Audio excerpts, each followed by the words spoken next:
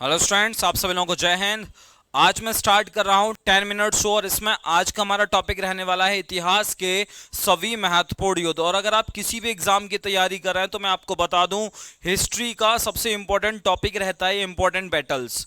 आज की 10 मिनट की क्लास में आप सारे बैटल्स कवर कर लेंगे और साथ ही साथ इसके रिगार्डिंग क्वेश्चन भी केवल हम इस क्लास में करने वाले हैं, तो लास्ट तक जुड़े रहेंगे और 10 मिनट के अंदर हिस्ट्री के सारे बैटल्स को कवर कर लेंगे।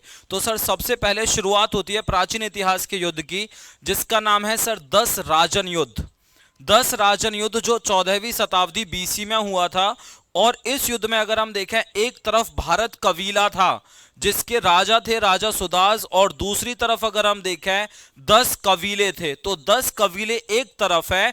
इस वजह से इस युद्ध को 10 राजन युद्ध कहा जाता है। और हमारे ऋग्वेद के 7वें मंडल में इसका वर्णन मिलता है। एग्जाम में कई बार क्वेश्चन पूछा जा चुका है कि 10 राजन का युद्ध का जिक्र हमें कहां देखने को मिलता है, तो ऋग्वेद के 7वें मंडल में इसका डिस्कशन हमें देखने को मिलता है। सर दूसरा इंपॉर्टेंट युद्ध है बैटल ऑफ हदस्पस। हदस्पस का युद्ध आप अच्छे से जानते हैं सर। एक्चुअली में अगर हदस्पस की बात करें तो ये झेलम नदी का ही नाम है, इसे झेलम का युद्ध भी कह सकते हैं। इस झेलम के युद्ध में एक तरफ सिकंदर है और एक तरफ राजा पोरस। और इसमें सर राजा पोरस ने सिकंदर की हालत खराब कर दी थी, लेकिन बाद में क्योंकि सेना बड़ी थी तो सिकंदर इस युद्ध को जीत गया। तो याद रखना सर, झेलम का युद्ध कब हुआ? 326 बीसी। अगर मैं आगे बढ़ूं सर, तीसरा युद्ध है कलिंग का युद्ध। एक ऐसा युद्ध जिसने अशोक को राक्षस से संत बना दिया। और यह युद्ध होता है 261 बीसी में। एक तरफ राजा अशोक हैं और दूसरी तरफ अगर हम देखें तो कलिंग, जिसे आज हम उड़ीसा के नाम से जानते हैं, उधर कलिंग के राजा राजा अनंत था, उनके बीच में युद्ध हुआ और इसमें अशोक ने कलिंग पर कब्जा कर लिया। आप जानते हैं 13वीं शिलालेख में इसका वर्णन मिलता है।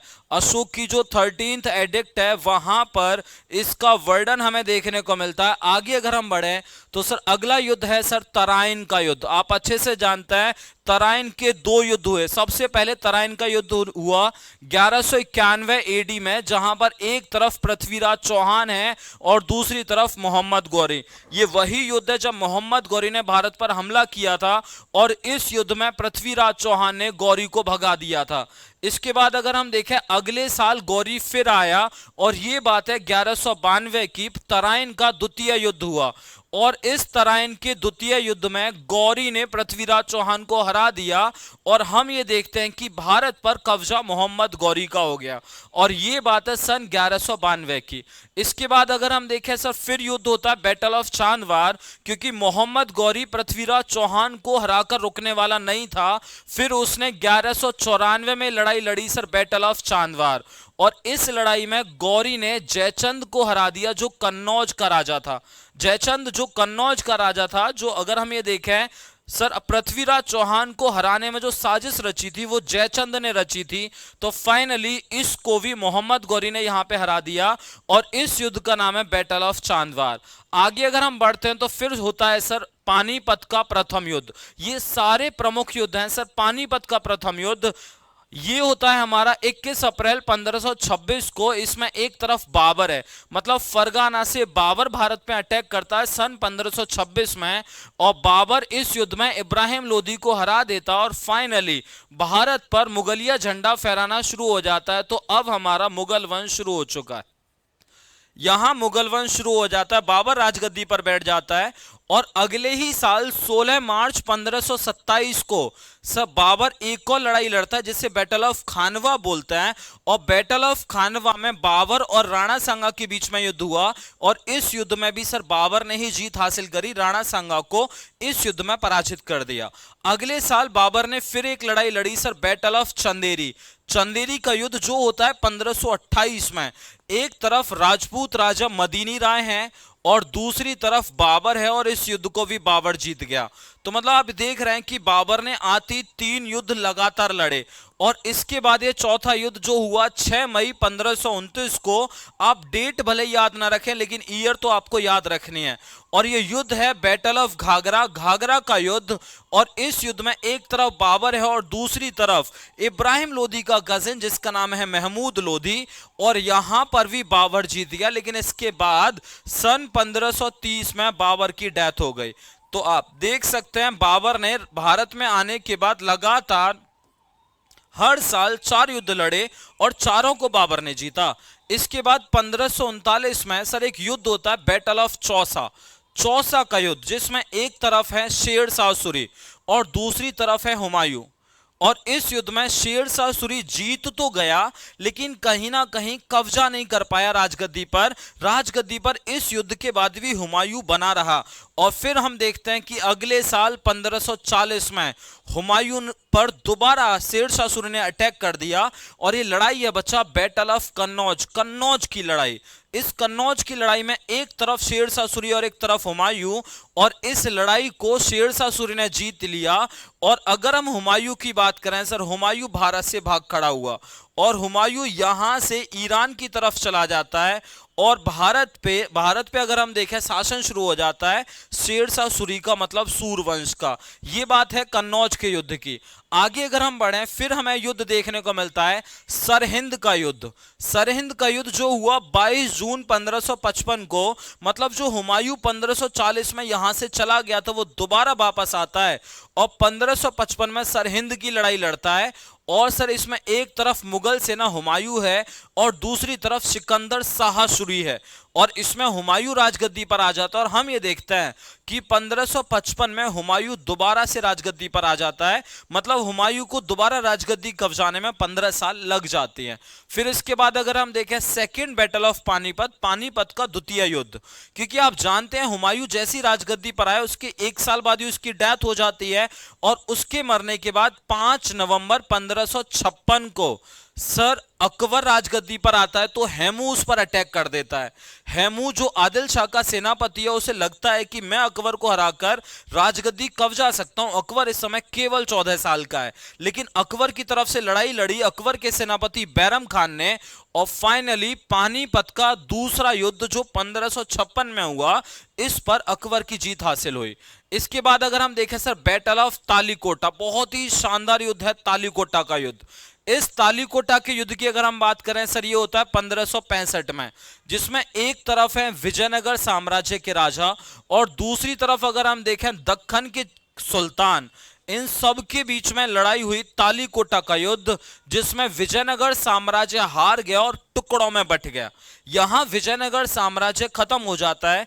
एक विजयनगर साम्राज्य जिसकी शुरुआत 1336 में हुई थी, वो 1580 तक आते आते पूरी तरीके से खत्म हो जाता है, और कारण है तालीकोटा का युद्ध जो हुआ 1565 में।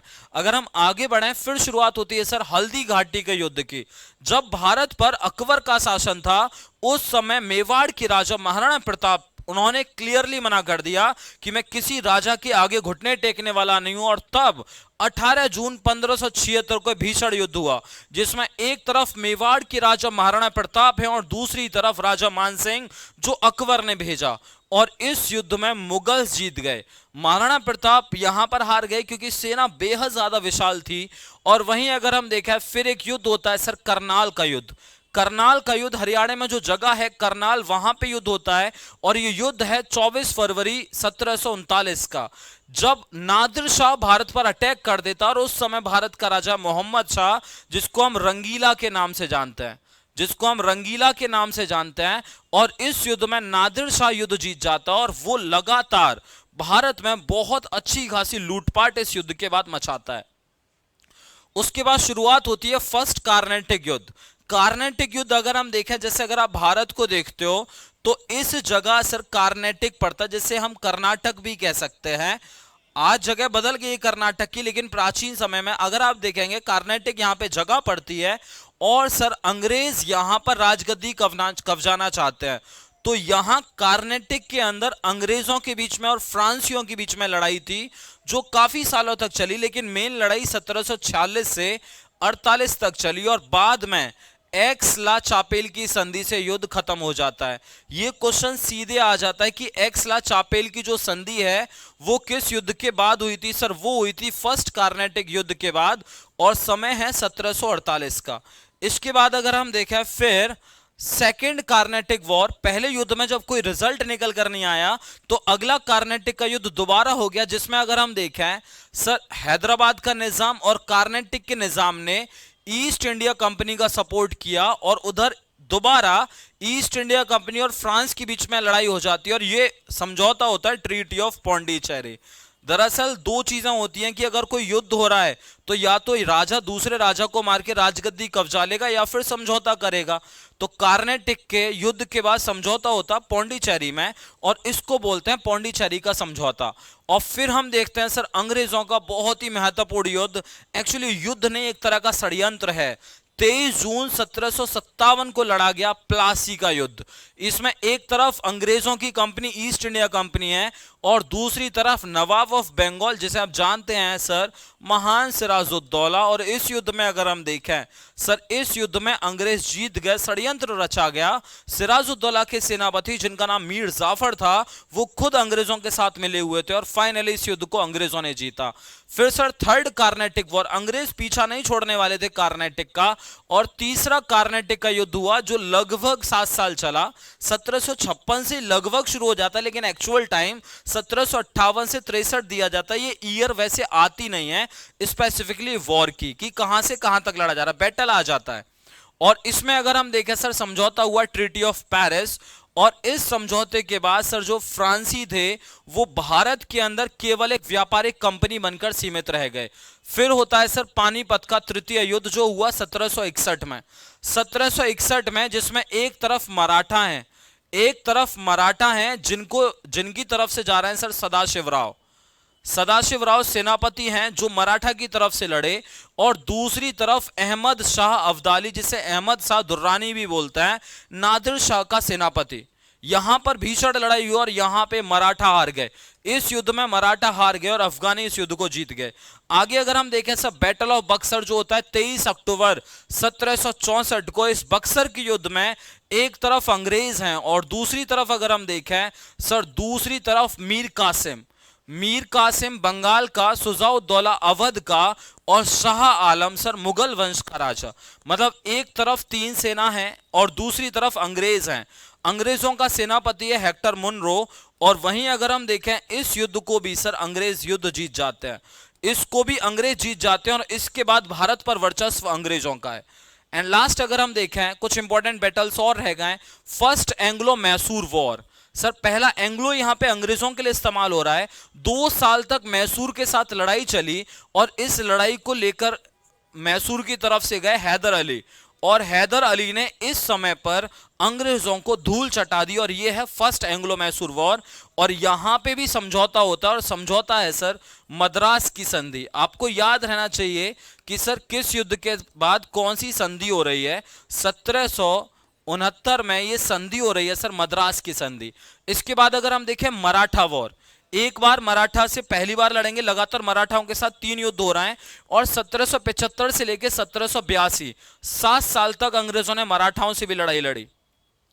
और इस मराठा की लड़ाई में सर शुरुआत में मराठा जीत गए, यहां अंग्रेजों को मुंह की खानी पड़ी और यहां पर भी संधि हुई, समझौता हुआ सर जिसे हम बोलते हैं ट्रीटी ऑफ सलवाई का संधि, जिसे हम सलवाई का समझौता भी बोलते हैं। और यह बात है 1782 की। मैसूर के साथ अंग्रेजों ने 4 लड़ाइयां लड़ी और मराठा के साथ अंग्रेजों ने 3 लड़ाइयां लड़ी हैं। तो ये लड़ाई आप लगातार देखते जाएंगे। इसके बाद अगर हम देखें सब फोर्थ एंग्लो मैसूर वॉर, आप देख सकते हैं फोर्थ एंग्लो मैसूर वॉर। और जो फोर्थ एंग्लो मैसूर वॉर है ये है 1798 से 1799 और इस युद्ध में टीपू सुल्तान को मार दिया जाता है। और अभी अगर हम देखें सर मैसूर पर अंग्रेजों का कब्जा। फिर सेकेंड एंग्लो मराठा वॉर, मैंने आपको बताया था मराठा के साथ 3 लड़ाइयां हैं और मैसूर के साथ 4। यहां सेकेंड एंग्लो मराठा वॉर जो 1803 से 1805 में चला और यहां पर अंग्रेजों ने मराठाओं को हरा दिया। यहां से मराठा हार जाते हैं और इसके बाद तृतीय एंग्लो मराठा युद्ध जो 1817 से 1818 2 साल फिर लड़ाई चलती है और इस युद्ध में पूरी तरीके से अंग्रेज जीत जाते हैं। और आप देख सकते हैं अंग्रेजों ने बंगाल को हरा दिया, दिल्ली को हरा दिया, उधर कार्नेटिक को हरा दिया, मैसूर को हरा दिया, मराठा को हरा दिया। तो आप देख सकते हैं इन युद्धों के बाद भारत पर कब्जा अंग्रेजों का हो गया। और लास्ट में हम एक बहुत फेमस युद्ध देखते हैं बैटल ऑफ इम्फाल।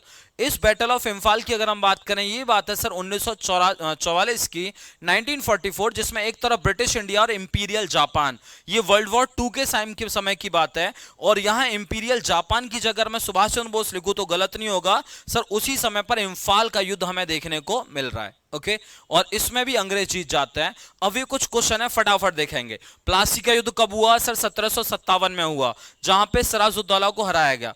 इसके बाद अगर हम देखें 1761 मराठा के पानीपत के तीसरे युद्ध में कौन था सर? वो थे सदाशिवराव। आप जानते हैं सदाशिवराव युद्ध लड़ रहे थे इसमें।